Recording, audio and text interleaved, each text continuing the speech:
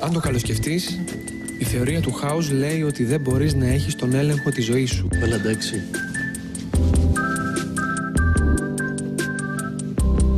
Έλα, ήρθε.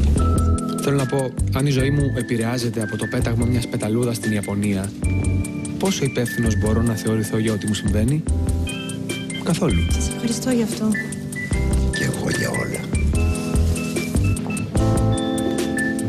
Από την άλλη, μερικές φορές συμβαίνουν τόσο περίεργα και αναπάντεχα γεγονότα που όντως αναρωτιέσαι. Έλα, τάτης. Τι ακριβώς παίζει με τις πεταλούδες στην άλλη πλευρά του κόσμου?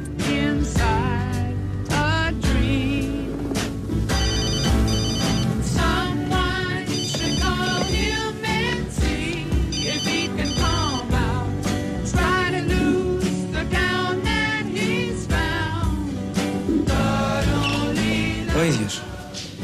Σε κατάλαβα, είσαι τέλα από τη μέρη μου. Μια χαρά.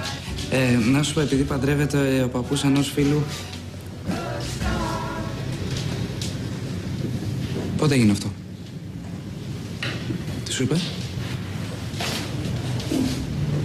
Όταν όμως το ζητούσα εγώ? Ναι, να της πεις ότι δεν θέλω. Δεν με νοιάζει αν με φέρει αυτή στον κόσμο ή όχι. Δεν θέλω αυτό να της πεις. Και άλλες φορές πάλι το χάος μας νικάει.